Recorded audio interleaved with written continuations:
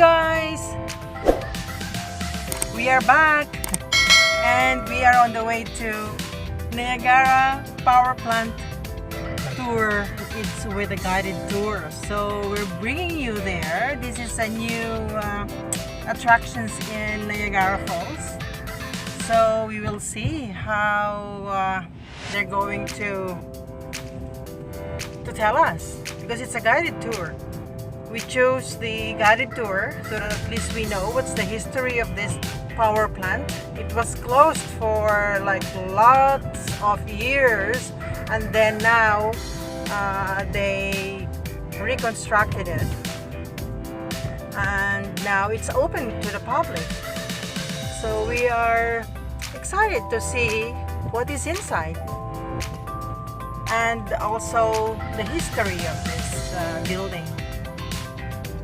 Okay, so we are on the way, and so we are passing, of course, the Niagara Falls and this Queen Victoria Place. It's open, all the restaurants are open. Oh, look, there's so many people now. Look. Oh my goodness, I think Niagara Falls is back to normal. Back to life. Back to life. Okay, so this is the power plant now. We are approaching, and it was like closed and for a long time. So now we're going to see what is inside. Since we are from Niagara Falls, we have a yearly parking pass, so we can park anywhere in Niagara Falls. Okay, so this is our yearly pass. There you go, and then Scan it in the machine. we'll just scan it. There you go. There you go. So it's open. So we are parked.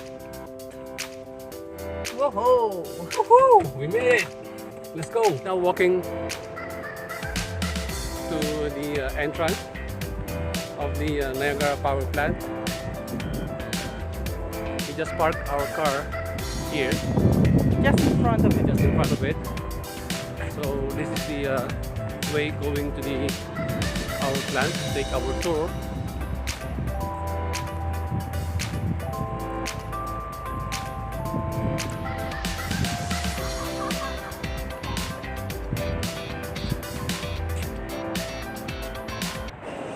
We are booking for guided tour.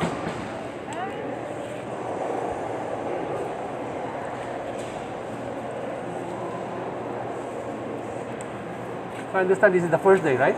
Yes. Wow, you're lucky. You are. Good timing. Yeah. So these are for the guided tour. You're going to wear these, and in about 5 minutes or so, you're going to meet the group in front of the sign that says the tail race experience. Then these are your just general admission tickets. The gentleman behind you with the navy blue will scan them before you enter. Okay. You're all set. Okay, we're good to go. Have a good time. Thanks. Yes, thanks. Good.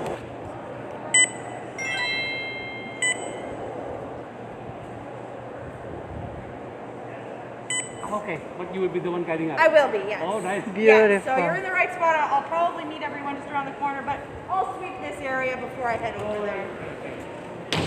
So feel free to look about, and I'll let you know when it's time. Okay.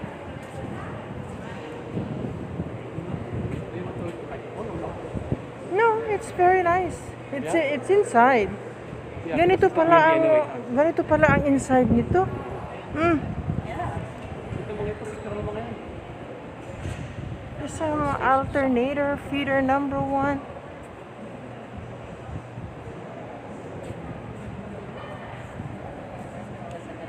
Ito yung mga Victor Heights nila eh.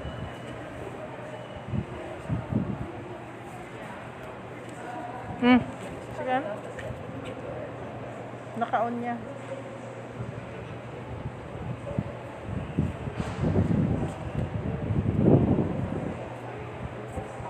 So I believe these are the machines that they used to generate power. I'm just guessing.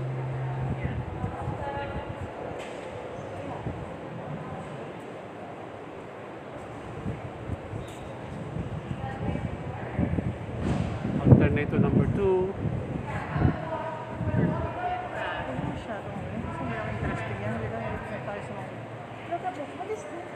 turbines. Yeah.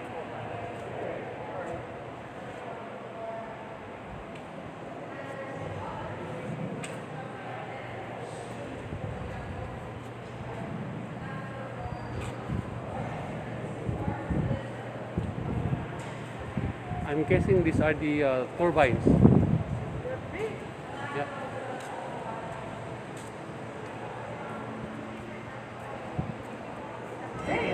This is day one for the public. I personally, this will be my first tour, but there were a few others earlier in the day. But first of all, welcome to the Niagara Power Station. My name is Erin. I will be your tour guide. I'm going to try to answer your questions to the best of my ability, but please feel free to shout them out at me at any point in time. This tour will take about 45 minutes to an hour. Unfortunately, there's not a lot of spots to sit along the way. So if at any point you need to take a break, just let me know and I'll figure something out for you as we go, okay? Here I'm just going to touch a little bit about the connection of the water to the local Indigenous people in this area. Over 10,000 years ago, the local Indigenous people, they were the caretakers here, and really the water and the waterfalls was everything to them. This is their mode of transportation, this is where they got their sustenance, and this is also where they got their medicines from. So water really means a lot to our local Indigenous nation. Now, there also does have a connection to their spirit and to their creation story. So when this power plant and other buildings started to kind of pop up along the water's edge, they got very protective of the water, especially the local Indigenous women. They like to see themselves as the water's protectors. So this power plant was first not really looked well on because we were rerouting the water from its natural flow and in that way taking its spirit out. And even though this plant does put the water back into the Niagara Falls, by that point we've already removed its spirit and that was not well seen for this power plant. However, as time kind of progressed and they realized, well, the alternatives are burning things like coal, which isn't clean and good for the environment and Mother Earth, or building dams, which often displaced a lot of nations in the area and could destroy or alter the geographic area around it quite vastly. So in a way, over time, they started to appreciate the fact that we weren't hurting Mother Nature too much. We were, in fact, rerouting the water back to its natural source. So over time, this became a welcome to the local Indigenous tribes. Now, the big reason why we also chose water in this area is we have a vast source of water in this area. It's fast flowing, which is nice, it's what we need. It's never ending, it's not going to dry up in our summer season. Niagara Falls is going all year round, no matter what. But also other resources were starting to not be noticeable in this area. A lot of the area had been clear cut and clean for people to start building, so there weren't a lot of logs or lumber or trees. Coal is not natural to this area, so it had to be imported from either Pennsylvania or Alberta. So because of that, it could be costly.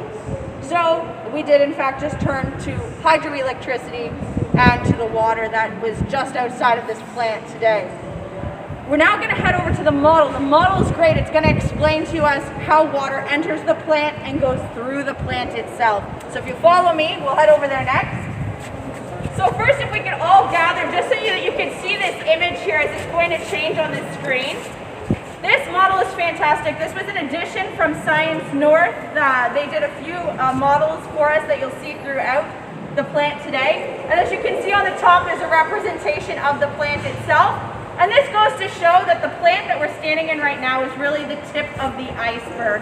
So this is really nothing compared to what's beneath our feet today. This diagram here shows the water coming in from the Niagara River. How it does that is they've built a weir, which is a submerged dam that sticks out into the Niagara River. In fact, if you're looking at any aerial shots of Niagara Falls, you can see it. It's just sticking out a little bit into the Niagara River. It's going to direct some of that river's flow towards the plant itself. Once it comes this direction, it's going to enter what we call our forebay. And you'll notice there's an item here that's kind of on an angle. That's called a trash raft.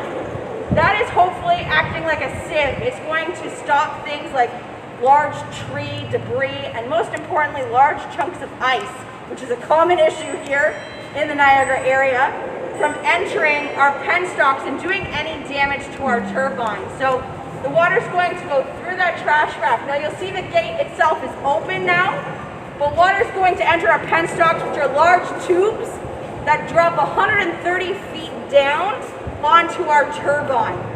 That water dropping 130 feet, it's enough energy that is picked up from the fall or the drop to spin that turbine around. Once the turbine is spinning, it's going to spin a steel or metal axial or rod that sticks up from the turbine and goes up and into our generators, which are these large blue things. You're going to see 11 of them throughout this power plant today. So that's how water does enter and drop and go through. Once it's gone through that turbine, it's going to get spat back down into what we call our tail race tunnel, which will release the water back into the Niagara River just below Niagara Falls. We are hoping next year to have a tail race experience as an option. So that's the elevator shaft that you see here. It's going to be a glass elevator that's going to take you, it's 180 feet to get all the way down to the bottom. And you'll be able to walk out that tail race. And the view that you get is much like the image that you see here. It's a great image of the American Falls from there. Where this is going to be, it's just beside the Journey Behind the Fall platform. If you've ever been out there, it's kind of just a little bit further away from the falls and down a little bit. And that's where the water from this plant would have been spat back out and into the Niagara River. Now we'll move over to this side of the model. We'll take a look at the different decks that are beneath our feet.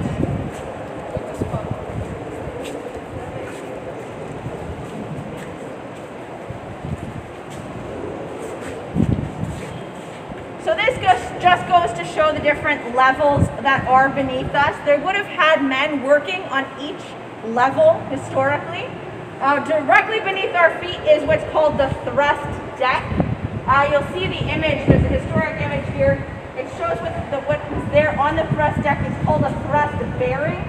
And really this is what holds up that big metal rod that travels all the way up from the turbine up. And that's about 90 tons of equipment that thrust bearing was responsible for holding in place and holding it all together. Below that are the brake decks. The brake decks, pretty self-explanatory, where there would have been brakes. Those brakes are stopping that large metal steel axle once they needed to stop producing power. And believe it or not, what they would have used originally were blocks of wood. Oh. Well, as you might realize, if you're putting two giant blocks of wood on a very fast rotating metal steel rod, you are going to, in fact, create fire. So they learned rather quickly that was not the way to go about this, and they did come up with an alternative to, in fact, stop it using more of a rubber based brake to stop that and slow that down. And in fact, the brakes would have been left on and in place to hold the rod still when they weren't using those generators. Beneath our brake deck, we have an upper and lower guide deck. These decks are just used for alignment to try to make sure everything is straight. One thing when we took over this building, there's a lot of paperwork left over, and they would have measured with a plumb bob, so a string that kind of hangs. They would have taken measurements daily to make sure that nothing was shifting out of alignment, to make sure everything was staying straight as it needs to be, so that it can turn readily. Below that we have our turbine deck. Of course, that's where you're going to find that turbine that's going to spin once the water hits it. And then below that is our spillway or our tail race tunnel, which, as you can even see here, does in fact go on a bit of a decline.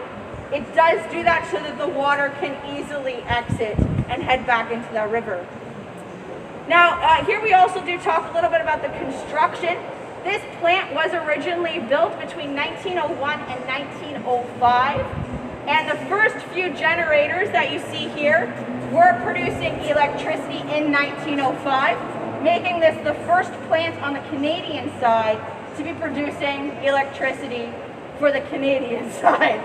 There was a plant known as the Adams plant, which this plant actually looks a lot like when the Adams plant was still standing, and that's our American partner. It was just in New York State, Niagara Falls, and that's where they had started to produce hydroelectricity just before this plant opened. We're now going to head over to our next stop and learn a little bit about the people. These items here that we're going to be walking past a lot today, they look a lot like a locker almost.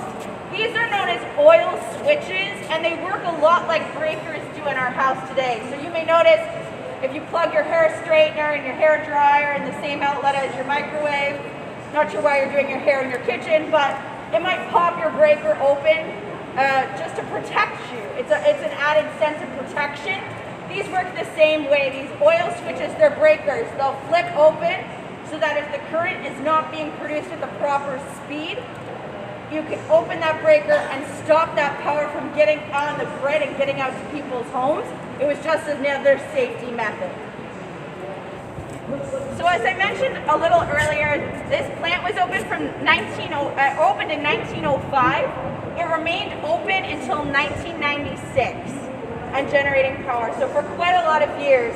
When this plant first opened, there was 127 employees that worked here, and they would have worked, as I mentioned, on all of the different decks and levels of the power plant all the way down. When this plant closed, there was only 2 employees left working here, and I'll discuss a little later on why they made those cuts in employees. But you have to think of how many men and women would have worked here over those many years. So this area here discusses a little bit about them and even has a few quotes from some of our employees that did work here for 25 plus years. Often if you came to work here as a man, everyone would have started out as a janitor unless you had a specialty skill, which back in 1905, not a lot of people were going to school. So you would start as a janitor, and they would kind of wait and they'd see what your work ethic was like. They'd wait and see how you reacted around large machinery and waited to see how you would react around heights. If you were afraid of heights, if you didn't have a great work ethic, you might be asked to leave the company. However, if you showed that you were dedicated, they would partner you up with a trade skillsman, or skilled tradesman, sorry. They would teach you their skill and their trade. There were no manuals, there were no books to read. They would just partner you up with someone who would teach you everything they knew. And in that way, you would then eventually take over and be that tradesman. And you would work your way up through the company that way. In fact, a lot of people who ended up being a chief operator or engineer, they even today still come back and say that they started in the mailroom or they started as a janitor. So that was a very common way to work your way up the company. Now, as I mentioned, women did work here as well. They had different jobs, however. Most women started as a phone operator. So they had a switchboard here. If you called in with a customer complaint, you were talking to these women. They would also direct calls if you needed to talk to an engineer or a manager. And it was also these women's job to try to explain to people that electricity was safe and how to use it. If they were good and dedicated, they might work their way up to be a bills lady, where they would then have to hand write out people's power bills, and they would have stamps for people's names to try to make the process a little faster, and then mail them out. A woman might also be working in human resources and other office work as well, as they in fact made back before we had electric stoves. An electric stove is a really foreign item to these people.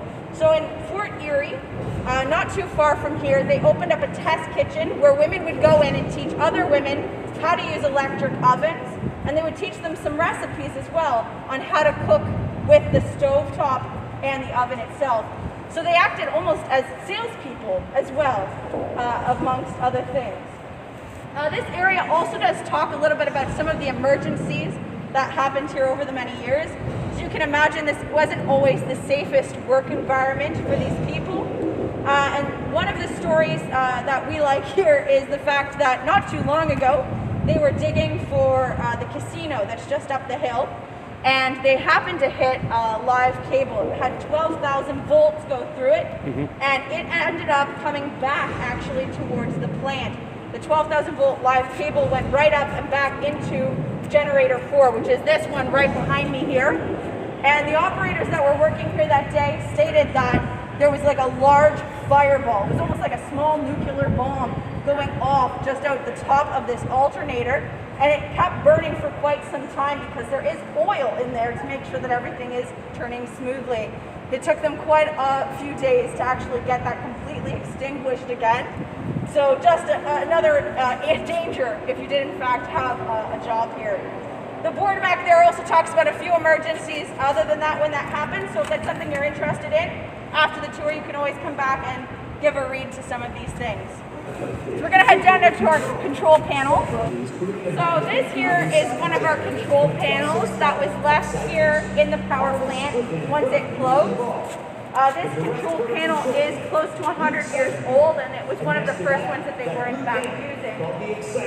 It has been adapted once more by Science North, our partners, and it is an interactive game. So if you have time, like I mentioned after the tour, you can come back, play that game, and answer those questions. The control panel itself was mostly used to generate any form of direct power which was going through the plant. Just to explain, if you've never heard of the terms AC and DC, or direct power and alternating current, or direct current and alternating current, there is a bit of a difference. Direct current is much like a battery. It goes in one direction only. Alternating current, which is what our alternators or generators here produce, alternating current goes back and forth in almost a tug of war. The electrons which are causing that current exactly are going to go back and forth. You did that. I actually have a picture. It's a graph that alternating current will make.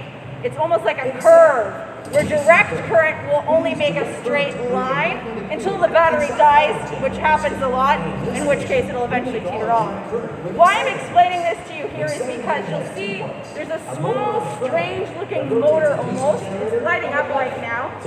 That is an exciter, or a dynamo, and that has direct current, which they will use to start up our alternating current generators. So you almost need one to have the other. And starting it up, the reason why they were doing that is because if you try to push something that's really, really heavy, it's hard to get started.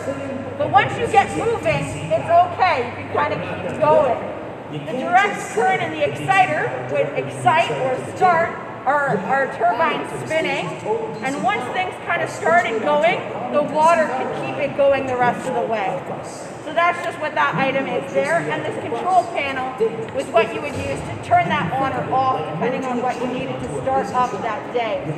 Another reason why you might have a control panel like this is for synchronicity. So this plant is producing so much power, but other plants are also producing power, and you need to make sure that you're producing the exact same power at the exact same time to send it out safely onto what we call the grid, which is what ends up at your house.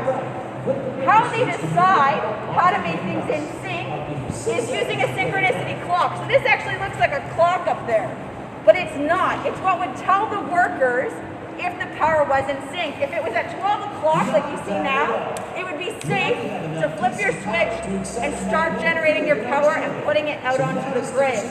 If that clock was not at 12 o'clock, they would have to discontinue, they'd open those breakers, and they wouldn't send that power back out onto the line. So you'll notice it looks a lot like a clock, but it's not. It's actually just a synchronometer to help make sure that the power is in fact synced up. You also might notice here that the generators do start to look a little different. These ones have our circular or oval openings, and that one down there has a more rectangular opening. This is where the building also would have stopped. So if you were standing here in 1905, you'd all be looking at a wall right now, because they didn't build all this plant at the exact same time. It did take time, as they do in fact start to run out of money, as well as need for the power. So the other generators look a little different because they just came in a little later. These ones came in 1913, so slightly after, and the last generator was put in 1927, and the one in between 1924, so slightly older additions. The larger openings were just because they started to realize that that gave it more airflow, made it a little cooler for the generators themselves. So that's really the only difference between the oval and the square openings. Now we're going to head over here, we're going to talk a little bit more about AC and DC current. So once more, just for our visual learners here, a bit more explanation about that DC and AC current. So as you can see here, with direct current, it's all flowing in one direction. All those yellow balls that you see in the diagram, they're all flowing smoothly in one direction. For alternating current, you're seeing that tug of war I was talking about. They're going to move back and forth, back and forth, back and forth. So here I'm going to talk a little bit about what we call the war of currents, which is two men in history really having a battle to decide what current was the one that we should use as our national standard. There's a man you may have heard of, his name is Thomas Edison, famous for innovating the light bulb. He had created this light bulb and he wanted to sell it to people. So of course, money is what it all came down to. Westinghouse won the war of currents, and that is why today we have alternating current being produced in plants like this, and alternating current is what goes to your house today. That being said, direct current is still very important, and anything that you use in your house that contains a battery that stores energy needs direct current. So you notice when you plug your phones in to charge them, there's a white block that you plug your cord into, that you plug the wall into, plug into the wall. That is turning our alternating current into direct current, so things like our phones can in fact work. That being said, when you go to flip on your light switch, that's alternating current, and that's the important part. And we'll explain a little bit more in our next stop when we talk a bit about how this plant produces electricity. So, just to get a little closer look at the alternators as well as some of the equipment here, I'm going to explain a little bit about how this plant does in fact work and how we generate electricity here. So, a big thing is we kind of have to step back and almost go to the very beginning into what an atom is. A lot of people don't think about what atoms look like or what atoms are. If you've ever seen the Big Bang Theory, I'm sure you've all seen that image that kind of pops up on the screen. That's an atom. Atoms are important. They are really the smallest divisible part of matter, everything that makes up this world. And why that's important is because we depend on a specific atom that's a good conductor of electricity. Good conductors are elements such as silver, gold, and copper. Which is the cheapest of all of that is really what it comes down to. And even then it's not that cheap, but we use copper here. Why copper is a good conductor? I have a picture here of what copper actually looks like. It's a bit hard to see, but with every atom there's what we call electrons, which go around the outside of what's called a proton, which is a positively charged center or core. On the outside, you'll notice one of these electrons is a slightly different color. And that's because it's all by itself there on the very last shell of that atom. That makes that electron really easy to steal or take away. That's because it's not happy that it's all by itself. It's lonely, and it gets excited when it gets taken away. What makes copper so great is because when you do in fact take away that electron, that proton in the center is now more positively charged, and it wants to steal other electrons. So copper itself is constantly stealing and taking other electrons. So you'll notice in this image here, the green things that are moving, those are the electrons. They're constantly being stolen and then given back to more copper. And this is how we're going to produce electricity. These electrons that are constantly flowing around, that is our electricity. The problem is you'll notice they're going every which direction. They're not going the way you want them to go, so you have to hook them up to a circuit. The circuit is going to make now all those green balls go in one direction. So our electrons are going to now flow in the one direction you need them to go. We're also going to stop these from escaping by wrapping these conductors in what we call an insulator. Something like rubber or plastic or wood even will keep those electrons trapped inside. How we get those electrons going is the fact that our generators here have copper coils. And that is what you can even see if you look in the holes a little bit. There's copper coils all around the outside of these generators. On the inside is that metal axial, remember, that comes all the way up from the turbines? That has magnets attached to it. The magnets are going to be spinning, and the copper coils are around the outside. So the magnets are spinning, and it's going to make those electrons excited.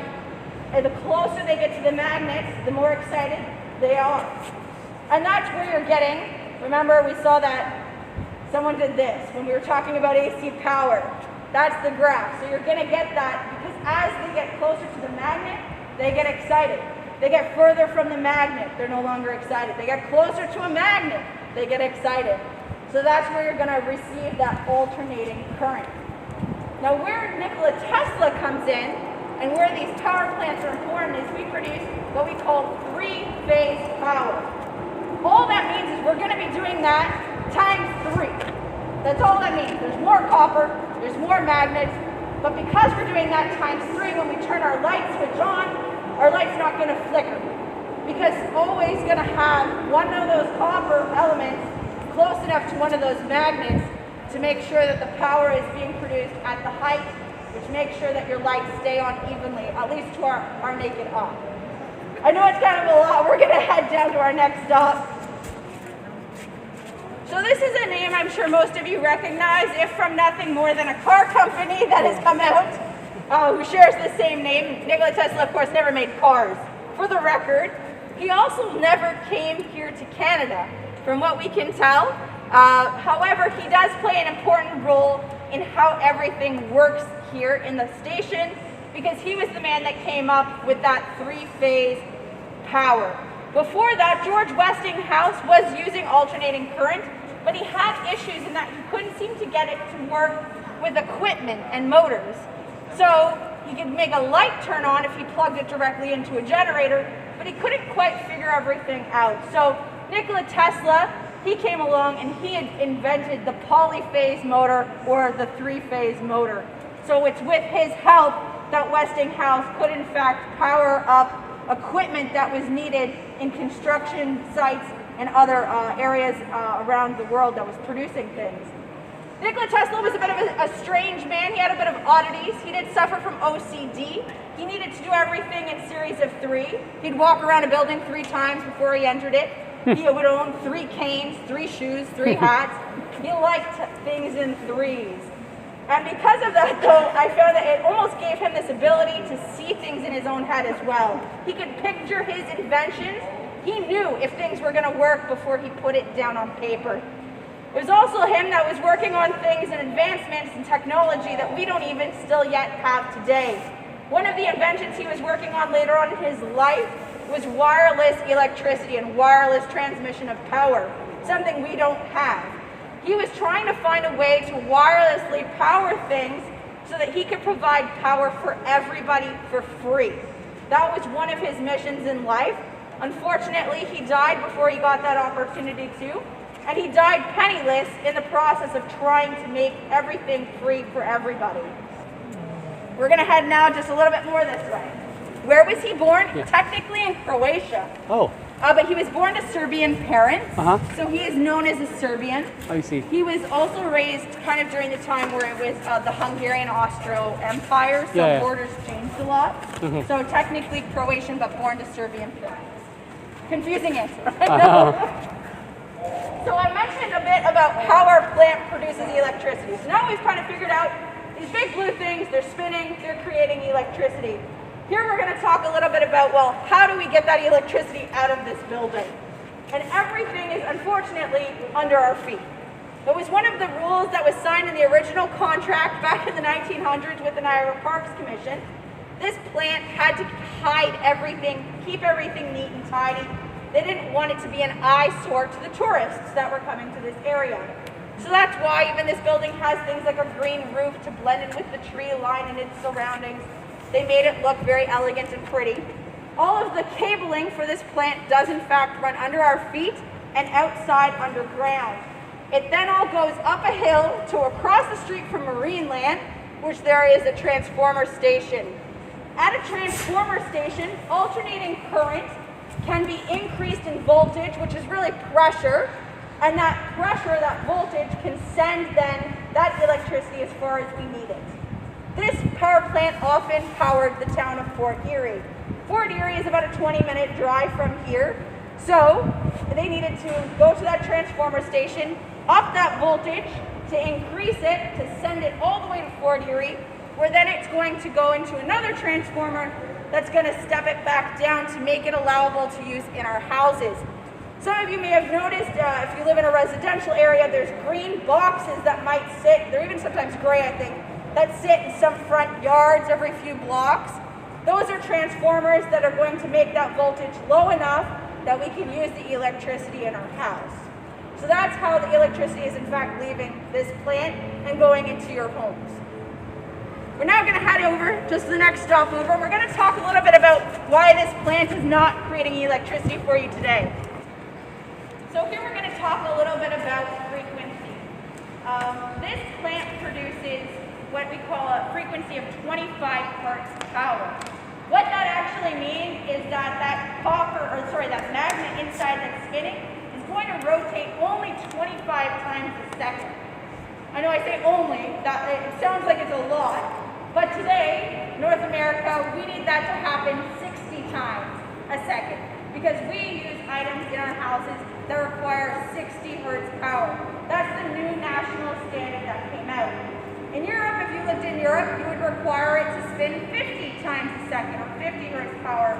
And that's why we get annoyed having to buy those adapters when we travel to Europe, because when we plug our items in there, it has to work at a slightly different frequency. This plant was only ever made to operate at 25 hertz. And that is why, unfortunately, in 2006, it closed its doors, because there wasn't enough need or demand for things to be operated at 25 hertz power. So unfortunately, with the expensive cost, they couldn't just change something within these generators. That was impossible. It would have cost too much. You would have had to replace the generators with 60 hertz generators, which are much grander, larger in size. And so because of that, all of these would be garbage. They'd have to be scrapped and new ones would have to be put in place. That would have cost more to do than just build a whole new plant altogether. So they had to, in fact, close their doors. They are, a lot of the machinery at Stelco Steel, their furnaces require 25 hertz power. So we were providing that, but now Sir Adam Beck plant just down the street provides that for them, as well as some of the machinery at GM was operating at 25 hertz as well. But that's really the only thing that it was being used for. So there wasn't enough demand. And that is the size to scale. So you can see how large they are. You can see how much water then could go through them.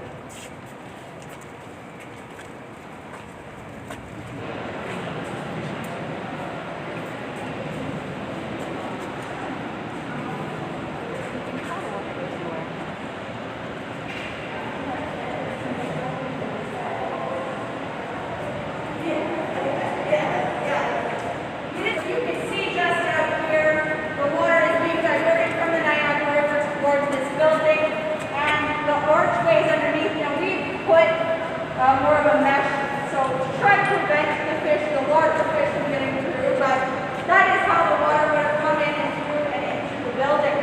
You'll notice a very popular question we get is, why is it so green? It does have a greenish tinge to it, and that really has to do with the amount of limestone in the area, the rock flour, the mineral flour that comes out of that, and it will tint the water green. That on top of some of the algae that's accumulated, it gives it that nice fluorescent, almost green color. This is also the trash rack that was here. This is an original trash rack from the 1900s. And this is once more what was being used to try to stop and prevent any debris from entering the penstocks and doing damage to our turbine. You'll notice there's even a crane here, which they would use or operate to try to pick up any. They were operating an electric boat out there, which they were using to ram ice chunks to try to break them up and push them away from the building. There's what we call a sluice way, which is really just a cutout where area where the water flows back to the falls so that the ice can hopefully be diverted away from this plant. There's also, believe it or not, a train just beyond the car bridge. That train would drive back and forth, and it had almost like a fork attachment that would drag in the water to try to break up ice. So ice was really a huge issue that they were trying to combat before it got into the plant, so that it didn't do any damage. But I just really wanted to give everyone that visualization. The forward bay, this area here where the water comes in, also would have run the entire length of the building, not just this area. And it would have flown here under our feet.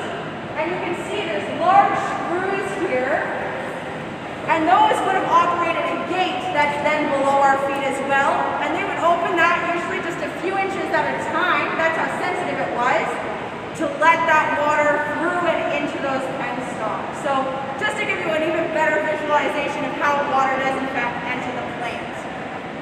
That is all for the tour. I will stick around though. If you do have any questions, please feel free to come up and ask. If you have any suggestions, anything that you'd like to see on top of this tour, please let me know.